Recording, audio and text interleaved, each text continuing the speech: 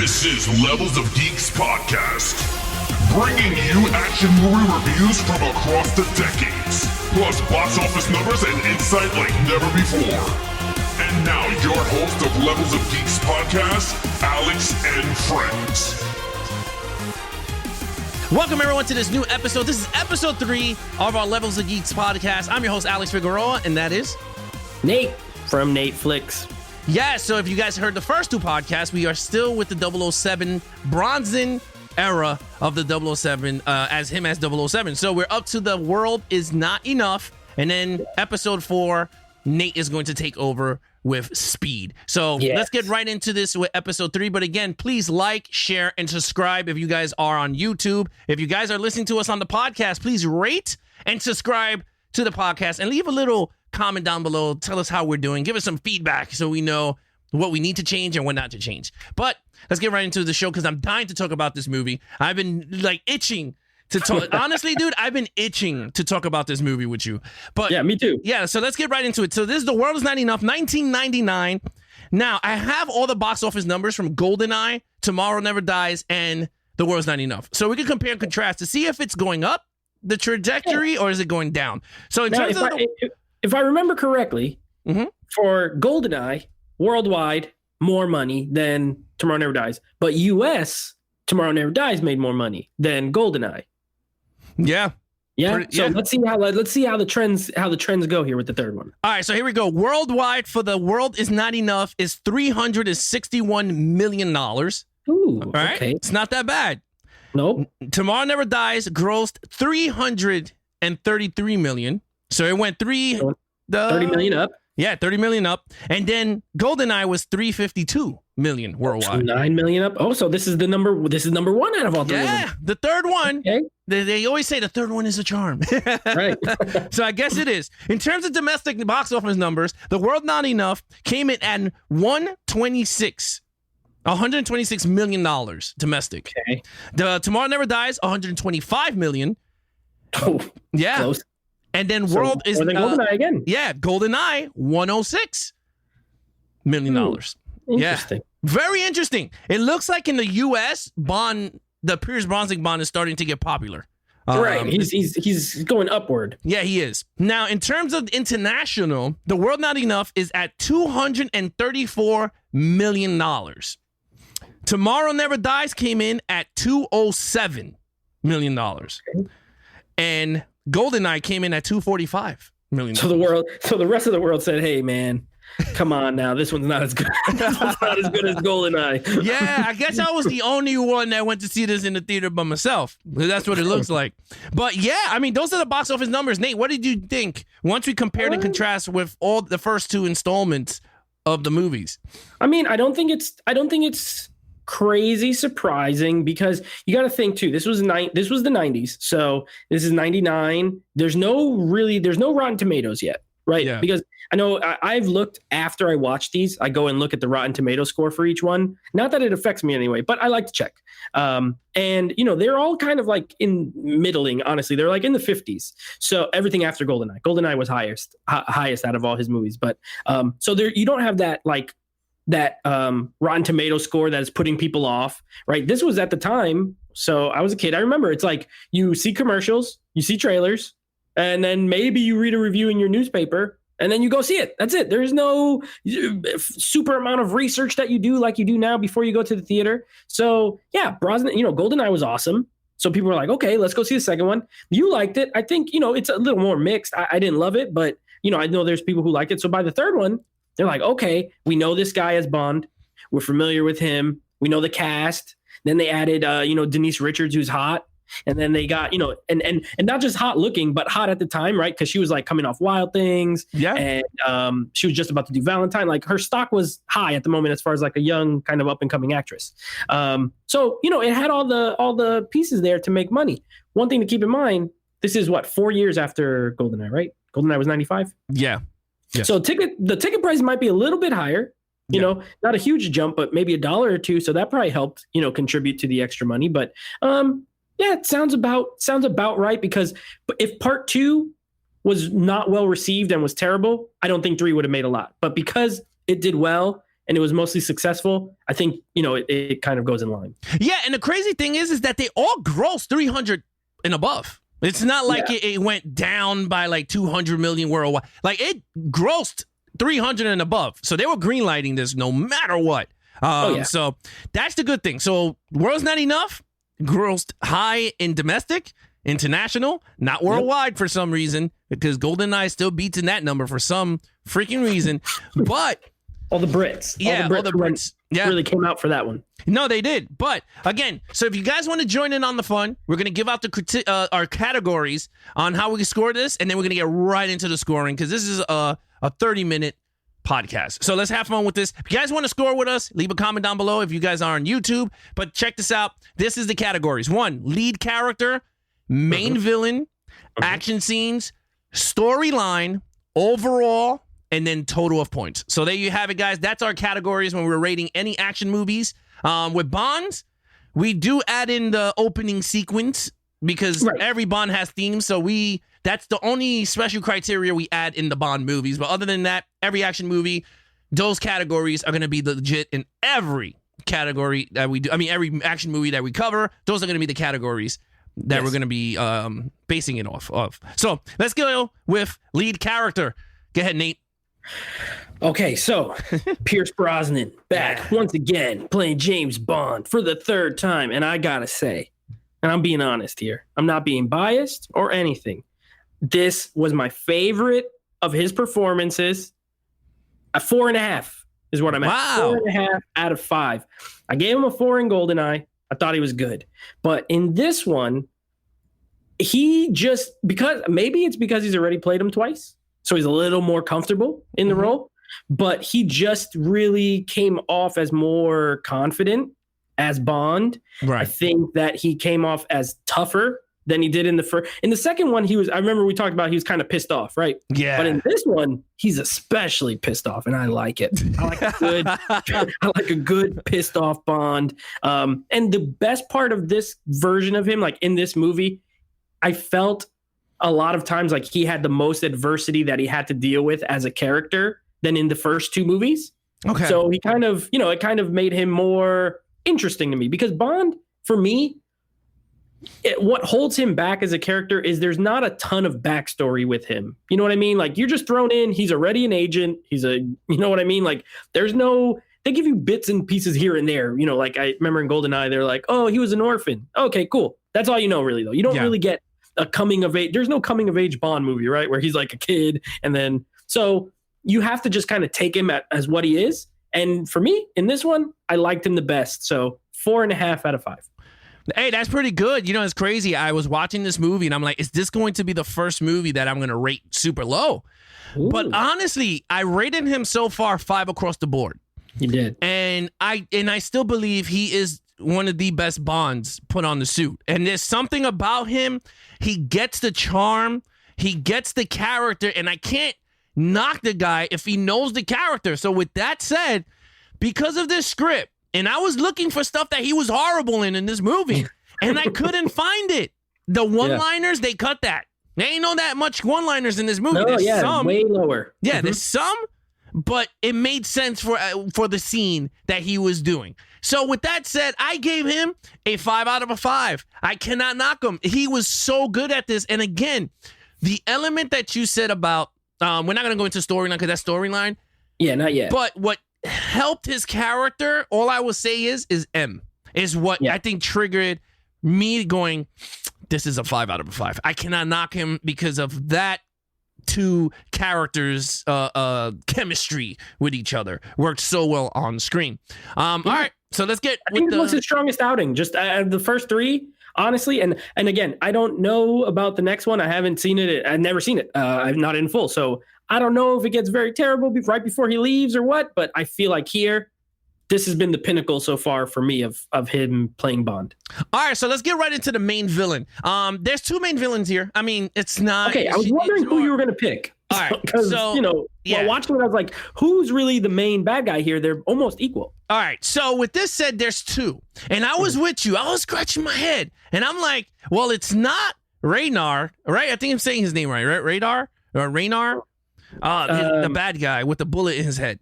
I think it was like Reynard, right? Randar or whatever. Something like that. Yeah, with the bullet in the head. That character, I was like, is he? He's not. He's more the henchman. The main villain of this story, if you really sit down and you watch it like we did, is King's daughter, Elektra.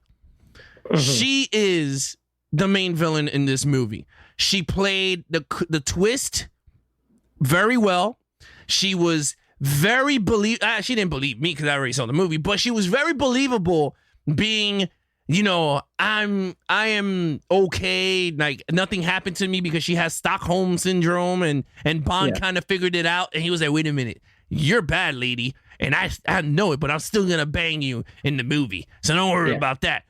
But to be honest with you, King's daughter, Elektra, is the main villain in this story. I liked it. She was very believable. She had a goal. It was a very clear goal what they wanted to do in this movie. And I thought the story, I'm not going to get there. I tricked you. But in terms of the main villain, honestly, I'm going to give Elektra King a 5 out of 5. Ooh, she was very good. She was hot. She killed her own father. Yeah. She killed her own father because they allowed her to get tortured by the dude with the bullet in the head. And I was like, that is Reynard. Awesome. It is Reynard. Okay, I was right. So it was Reynard. So basically, they allowed M and the father, Mr. King, allowed Reynard to just basically mentally abuse his daughter. And she fell in love with her captor. And I'm going to give her a 5 out of 5. What are you going to give her? Okay, so now that I know she's the main villain and she's the one I'm scoring, either way, I feel like they were strong, to be honest. Reynard, played by Robert Carlyle, a strong actor, a character actor. You know, he's never like the star of anything, but he's always good. And then, of course, Sophie Marceau, she's the one who plays Elektra King. Going off of just the touch on Reynard, I think he's very cool as a character, as far as there's literally a line in this, and there's some cheese in this. You know, we'll get to it later, but I'm okay with some cheese. Some cheese. Because if what the cheesy part is when the doctor is describing him, and she's like, the bullet's moving to his medulla oblongata, and every day until he dies, he's stronger and stronger.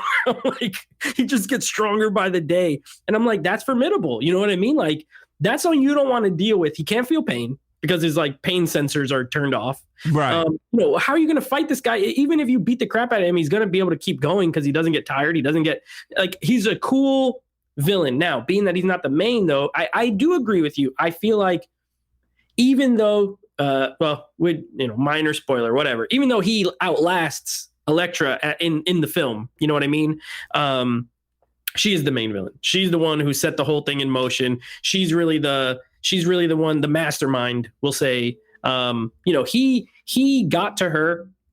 And the other cool thing that I like about this is, like, it's M's fault that she exists. Like, they created their own villain that they have to now. I always like stories like that, where the villain is created by the people who are now trying to stop that villain. You know what I mean? Mm-hmm. So I really liked her a lot. I think it was great that she was a woman, and she was able to use her womanly ways, if you will. You know, she can seduce Bond, and then she's trustworthy. Like, you know, M trusts her because she's I'm a woman, you're a woman, and she's sympathetic to women. And then it's overall, you know what? I'm gonna agree with you, and I'm gonna go with a 5. I think I like the character. You know, there's backstory to her. Anything like that where you can have some backstory. Sure, she has the maniacal plan of blowing up everything, but that's Bond. So, you know what? I'm going to go with a 5 as well, actually. Wow. I'm stunned that you hit a 5 on that. And the crazy thing that we didn't say with her character, she's the one that turned Reynard against everybody. Yeah. So I was like, wait a minute. I didn't even remember that until I rewatched this movie. I was like, this is a badass main villain. Twists and turns within the villain. Very twists and turns. So, yeah, you're right. All right. Action sequence. Go ahead, Nate. Action. Okay. So, this one for me had some of the best action. I will say this. There is a long break in between action scenes for a while. Mm-hmm. And that'll tie more into my overall score and my story score. But so it's not like beginning to end action. Just so you know, but what's there? Okay, first of all, the opening for me, best cold open out of all three of them. It's absolutely stupid, but it's also absolutely awesome. So Right. the scene where he's in the room with the guys and like there's like the sniper in the other room and like that whole thing. Oh and yeah, and the bank, like, the Swiss banker. yeah, the Swiss bank, and he climbs out the window and he ties the guy to it. Like that is super cool, and it's also funny. Like because the guy's like trying to hold on for dear life, and he's like yanking on the he's yanking on the rope. It was great, and then normally like shortly after that, that's where these cold opens usually end. But no, this one keeps going. Yeah, you get a freaking explosion in MI6, and then you get a boat chase, okay, where James Bond is in a Batmobile boat with flames shooting out the back. And then he drives on the street. Like, you can't make this stuff up. He's driving the boat on land, like if it's just a car, okay? Then they go to a hot air balloon. Like, it just keeps going and going. I'm like, oh my gosh, this is awesome. And that's just the first, like, 12 minutes of the movie, to be honest. And then from there, you get like helicopters with buzzsaws attached to them, like just carving up those buildings. I mean, there's the scene where they're in the tunnel, like going from the missile, the bomb or whatever. And the pipeline. Like, the pipeline, yeah. And that was really cool. Then there's the fight scene in the bunker, in the missile bunker, where he's like swinging on the chain. Like it was all awesome. I really liked all of it. The only negative on it for me was what I mentioned. Like there is a lull that it goes like a long time without action scenes. So it's not wall to wall, but what's there actually for me was my favorite so far as the action goes. So I'm at another 4.5 for the action. Okay. I really liked it. That's interesting. All right. So in terms of action, I agree with you on everything. For me, this is one of the best boat scenes I think I've seen. And Roger Moore does them too. So you get used to the whole boat driving on land and then he gets on the other side. But the cool thing about this boat is that it has GPS and it tells you where the bad guy was going, which I thought, well, he wasn't looking at the bad guy. He was just telling them an alternate route. And then it turned into a submarine. And then he fixed his tie awesome. on the water. He was like, Batmobile blue. He was underwater fixing his tie. But yeah, you're right. That was pretty cool. I do like the whole bunker, the nuclear bunker, and then he's swinging and saying like, "Close the door." That was awesome. That was pretty cool. The only knock for me on action. And I don't know if you agree with me on this. I agree with you 100% across the board on the action. Yes, there is a lot of dull moments. Yes, he does use his BMW car once and gets cut in half, which pissed me off even rewatching it again. Is that the ending sequence of the final act when they're fighting in the submarine? It was kind of weak. It was a weak fight. Moving kind of slow. It was very slow. It was very choreographed. Yeah, and I felt like because they're on pipes fighting, I felt like they were like, "Ooh, if I slip, I'm going to hurt myself." So I was like, that I kind of knocked it down because I was like, it didn't feel like an actual finale of a fight between a guy that can't feel nothing because he has a bullet stuck in his head versus 007, which is like one of the best agents in the planet, in this universe. So with that said, I'm going to give my action sequence a 4 out of a 5. 4 out of 5. Yeah, I had to knock that point down because that final fight was not that what you wanted in a Bond movie. But storyline. I go first on this, right? Yep. Storyline? Yeah, so the storyline was actually really good. I think it was way better than Tomorrow Never Dies. It was a way better Tomorrow Never Dies. Way better than GoldenEye, to be honest with you. And this is very underrated movie. If you really think about it, not many people score The World Is Not Enough that high. They think it's like a boring, not boring, like story driven, not a lot of action, but they gave you, when they give you the action, Nate said it in the action sequences, they give it to you. You enjoy yourself when you're watching the action. Once they get to the story, you got to sit back and then you got to start listening to the conversations between everybody. And I thought the storyline for this is very good, where Elektra King's daughter, she got captured from the bad guy, but technically she was really sick in the brain herself, but they're trying to use this whole Stockholm syndrome, and that's Bond's theory, and M's story came in, and I love that they focused a lot on M in this movie. And what made me sad, and I actually had my eye a little bit watery, which I'm not even going to lie to you because I'm a big Bond fan, was that this was the final movie for Q because he died. Oh, the actor died. Yeah, the actor died. I think it was like a year later or something like that. But he died. So this was the final movie you ever see Q in. Like that, the original Q. So he did like 17 out of 22 movies, which is a big history feat if you really think about it. I mean, even if he's corny, like whatever you want to say. But for all the Bond fans, Q is a big, like Moneypenny. Those are big characters. Right. Like Moneypenny's huge. You can't have 007 without having Moneypenny and Q. Those are the two main factors in a Bond movie. But they changed that in Casino in the Bonds. In the Daniel Craig era, which we're gonna get to in a few weeks. We're gonna talk about that. We're gonna dive deep into that because the modern take of the Bonds get very modern, but worked. They found a formula that worked with that series or era of the Daniel Craig. But in terms of the Bond storyline, a 4 out of a 5. I think it was a great story.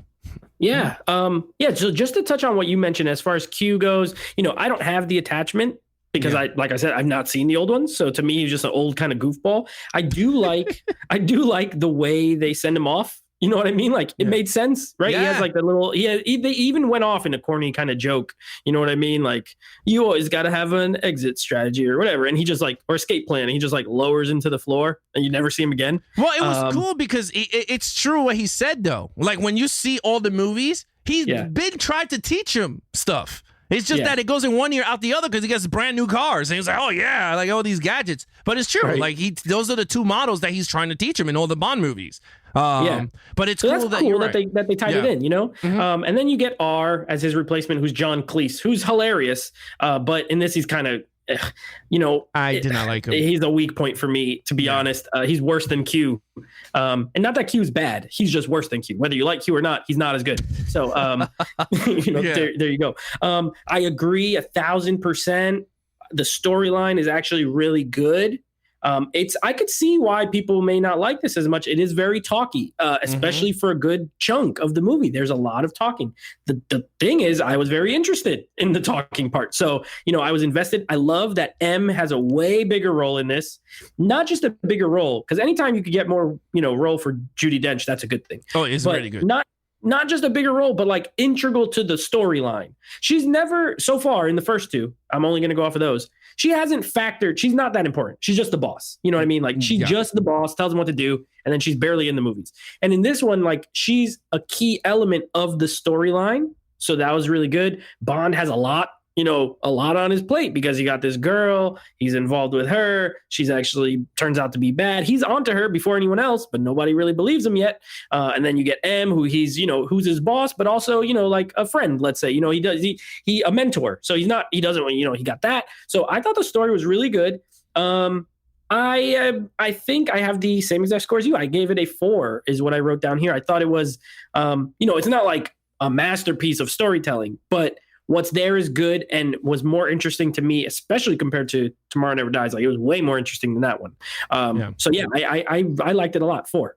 Yeah, I mean that's pretty interesting. I know a lot of people say, "Well, you gave Tomorrow Never Dies a 4," but I gave it because I really enjoyed it. For me, I enjoyed the story. I'm not saying, but I am admitting that because I was never into The World's Not Enough. I was like, "Oh, that movie's blah blah." But when me and you went back and we rewatched it. Yeah, I was like, you know what? I got to take this back. This is a really good movie. If you really sit back and you start listening to the dialogue, it had something there. It's like it's underrated because I remember saying that I watched this when I was a kid and I liked it when I was a kid. And there's a lot of movies that I like when I was 12. This came out when I was 12 years old. So I saw this in the theater when I was 12 years old and I liked it. And there's a lot of movies like that. I have nostalgia for movies, obviously, you have your Goonies and you have your movies like that. But when it comes to action, I definitely go back and watch a lot of stuff I liked. And I'm like, what? Why did I like this? Like, this is not good. And I thought that might happen here. I was like, this is going to be not as good as I remember. You know what I mean? And actually, I probably liked it much better now that I'm grown and I can kind of get some of the themes and the elements a little bit more and understand them. But I agree. I think it's underrated because I really look at the Rotten Tomato score, and then no one talks about this movie. And then the ones they do, they only talk about certain stuff, which I do have something in when we get to the overall. But I think it's underrated. People maybe should give it a revisit if they haven't seen it in a while. Yeah, I agree with you. I think people should revisit this movie again and check and give it a shot. Sit down, listen to the story, and see if you think it's better than GoldenEye or Tomorrow Never Dies. Overall, Nate, what do you give it? So overall, got some high scores there, with the other stuff. Now, as far as the overall movie experience, again, we've touched on all our categories. So now this is where we kind of add in the miscellaneous things. You know what I mean? For one, the intro, the song is by Garbage. Now, Garbage is a very 90s, rock band. I forget her name, the lead singer of Garbage, but she's good. She has a really cool voice. Kind of almost like a deeper sounding voice. I actually like the song for this movie quite a bit. I thought it was good.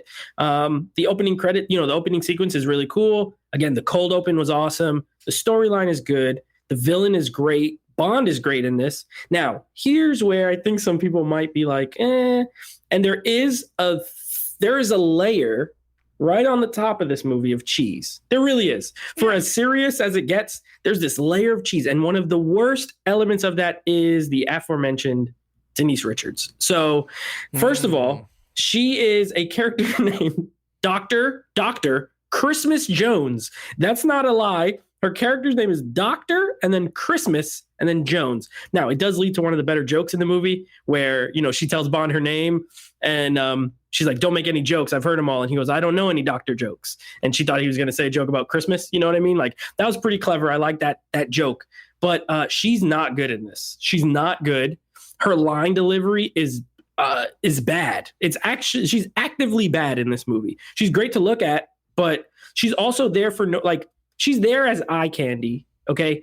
I think that they should not have made her a doctor if they were going to do that. You know what I mean? Give her a different job or something, because she's supposed to be a physicist. And the first moment she takes off like her hazmat suit and she's wearing like a little cutoff tank top and Daisy Duke shorts. And it's like, come on, like what, which is, if you're there to look at beautiful people, it works. But like, as far as a character that makes sense within everything else that's happening, nah, it's not good. She's actively bad. But on the other side, I did like that they brought back the gangster from GoldenEye. He's played by Hagrid. Valentin Skonovsky. Yes, the Russian guy. Yeah. Valentin. And it took me a second to realize. I'm like, who is this? This looks so familiar. He's Hagrid from Harry Potter. Is it? And that's Hagrid. Yes. Robbie Coltrane is the actor. He's Hagrid. He's good. And then from then on, I liked him even more. And he's good in this movie. He's really good, actually. He gets a lot to do. He has a tiny, like a sliver of like a redemption moment, from being a bad guy or whatever. Although he's always been kind of a goofy bad guy. You know what I mean? So I liked him in it. But overall, the only mark I'm going to take off is Denise Richards. She's bad. And then the whole movie, they don't have any chemistry, and it ends with him sleeping with her. It's like, never once did I get it, but also it's like, come on now, which was kind of stupid. And also the pacing, they could have paced it better. They could have, instead of spreading the action scenes it's almost like they're in chunks, right? Like you have a bunch at the beginning and you have like none in the middle and then like a few at the end. I feel like if they would have spaced those out a little better, it would have helped the pacing, because it did drag a touch in the middle. So for those two reasons, I'm still going to give it a 4. I really liked it. I thought overall, this was probably my favorite one of the 3 that we've watched. So I'm going to give it a 4. I really liked it. Yeah, I mean, in terms of overall for me, I agree with you 100% across the board. I think the theme song by Garbage is really good. When I sat down and I was like, wow, I don't remember it as much. It's not memorable like GoldenEye by Tina Turner, but it's a very good song. I thought it was way better than Tomorrow Never Dies Sheryl Crow version. Yes. Agreed. So to me, so far, Tina Turner and Garbage are leading the pack in the Brosnan era of openings songs. Yes. In terms of action, I agree with you 100%. These are all nonstop action, very good. Not edge of your seat, great, like oh my god, but the boat chase to me is still one of the top notch boat scenes I think I've seen so far out of all of them.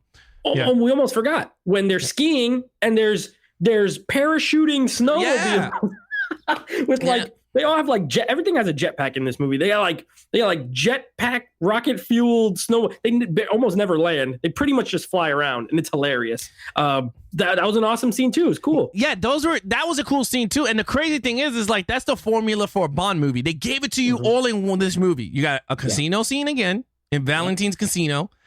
You got the X-ray goggles. Yeah, the X-ray goggles were awesome. The glasses. You got the skiing. Everyone knows skiing from the Roger Moore era. It's tons of skiing throughout those movies.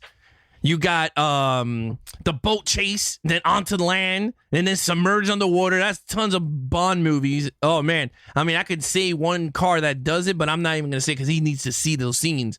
Yes. But again, you get a lot of the good stuff. And again, and I agree with Nate 100%. Denise Richards is a god-awful Bond girl. She's terrible. And what sucks for me is that it's a great movie. They should have casted a way better actress. I mean, there had to be some better actresses in the 90s that were good looking. I mean, if that's what they were going for. Then Terry Hatchett was still available. Bring Paris back. I don't know. I mean, she did die, but like a young, who'd have been good? Like a young, well, she was acting at the time already, but like Charlize Theron, someone like that, who she was a little younger at the time. Would have been, but at least she looks like she could be a scientist as well. You know what I mean? Like she doesn't, and there's no knock, and I'm not trying to be rude. So any of our women listeners, and I apologize in advance, but like in this movie, Denise Richards kind of looks like a bimbo. You know what I mean? Like that's like the only word I could think. She does not look like a scientist, and she's very beautiful, but she's not a scientist, where someone like Charlize could pass, I feel like, as being both gorgeous and you could be like, yeah, she could be a scientist. You know what I mean? Yeah, I mean, I totally agree with you. I wasn't into the Christmas character. That's her name, Christmas. No, Christmas Jones. Yeah, Christmas Jones. I'm not into it. So my overall rating is a 4 out of a 5 in this film. But let's get to total. My total of the whole thing is a 22 out of a 25. And this is the highest I scored so far on the 007 movie. This is crazy. The third one, and it's, again, I'm going to have to say it, is one of the best ones out of the first two movies. It's a great story, great villain, great action, great storyline. Bond is better than ever in this story. You get a lot of drama elements in this with a lot of anger, a lot of action portrayed by him. So yeah, that's a 22 out of a 25 for me. What are you giving it? Yeah, I got, let's see, hero 4.5, villain 5, action 4.5, story 4, overall 4. It's a 22 as well. I have the same exact total. Now we had slightly different on a couple, but I think we just kind of like, and I had half points, which you don't have, but like it totaled the same thing for 22 for me as well. So first time we see exactly eye to eye. I wonder how many more times it's going to happen in the future. Someone in the comments keep count how many times we have the same exact total score. But yeah, I'm right there with you. Everything you said, I piggyback. Yeah. So, I mean, with that said, guys, thank you so much for listening to us on this tomorrow.